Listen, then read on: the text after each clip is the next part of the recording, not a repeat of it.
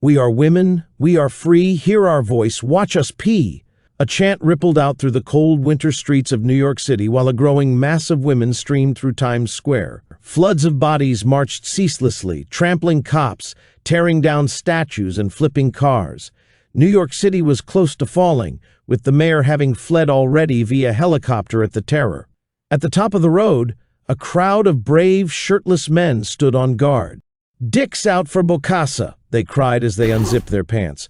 Soon a towering effigy of the late emperor himself proudly stood while the men began their primal war dance. Thousands rallied to the call, with men pouring out from apartments and coffee shops, all with their dicks out for Bokassa. Each faction's zealousness was palpable. They charged. The men heaved the effigy alongside as the women raced to meet them. The clash ensued. Blood and feces painted the streets as unprecedented brutality gripped the people of New York City. The violence seemed endless, with people across the globe praying for an end to it all. Crack! The sky above was hewn, light spiraled out as a shadowy figure descended into the bloodbath below. A firm yet peaceful voice rang out, washing away the feelings of anger felt by all sides. The fighting paused. Everybody turned to see who had disrupted the battle taking place. Emperor Bokassa? The men cried and faltered. The sight of their leader in such a dark time was a blessing for them.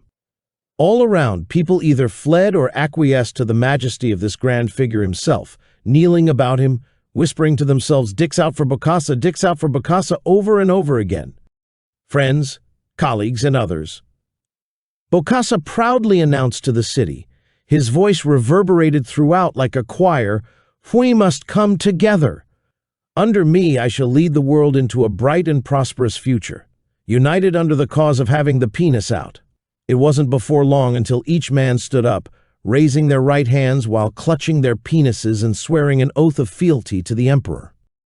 These fanatic militants were able to topple the world's governments swiftly as they advanced across the globe. Under the guidance of the emperor, these brave warriors cemented themselves as the most hardy and cunning soldiers of all time. It wasn't long until every corner of the world was under the thumb of Emperor Bokassa. Under Bokassa's reign, advances in every field occurred. Math, science, literature, all were advanced to their peaks under Bokassa, with future generations weeping for the days of his reign. Together, society advanced forward arm in arm in a state of eternal peace. The words "dicks out for Bokassa" became a standard greeting and could roughly be translated to "good fortune to you" in today's language. From the four corners of the earth, people thanked Bokassa. Dicks out for Bokassa. The end. I hope you enjoyed this Bail Bondsman original. Please be sure to see my Substack in order to access these short stories earlier, and please consider subscribing for future content. All the best, Bail Bondsman.